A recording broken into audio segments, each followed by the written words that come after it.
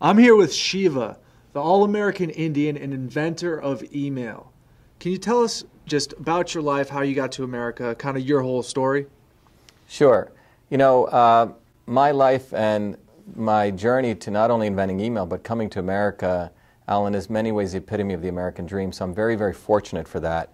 America allowed me to do things and accomplish things that probably would not have been possible without what the Founding Fathers created in this country. So, briefly, I was born in India, and I grew up in a very diverse environment, even in India. I grew up in a deep South Indian village where my grandmother was a traditional healer, worked 16-hour days in the fields, but I also grew up in a cosmopolitan city of Bombay, India. So I grew up in a diverse environment within India.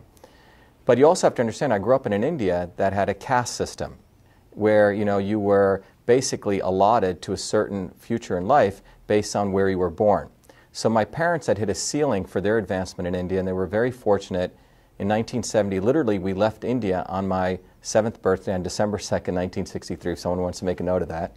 And I landed in Kennedy Airport literally wearing shorts in early December with it snowing. So that was my early memories of coming to America. But I was extremely motivated to succeed because I knew how much my parents had suffered coming to this country and how my people back in India had very little. So by the time I was 14, I'd actually finished calculus and math. I was also a good baseball player and soccer player, not just a nerd. And I ended up getting accepted to a special program at New York University to study computer science as a 14-year-old kid. And as a result of that, while in high school, after I graduated that program, I started working full-time at a medical school in Newark, New Jersey.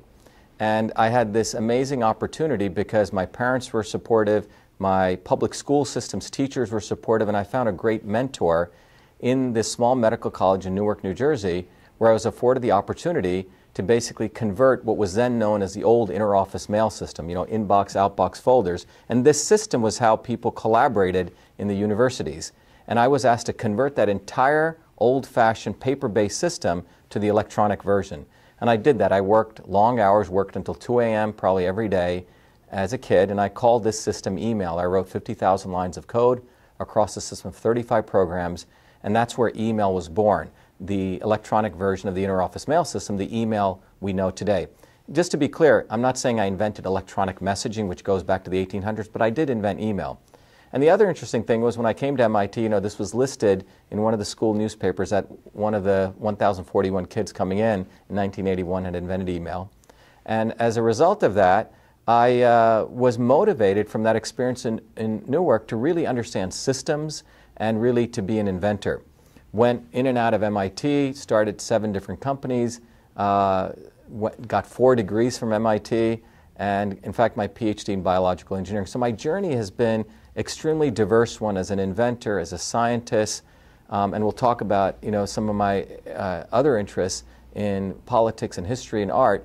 But it was America which afforded me this opportunity to be an inventor, an entrepreneur, and many of the other things I did in life. So I'm very, very appreciative to what America offered me.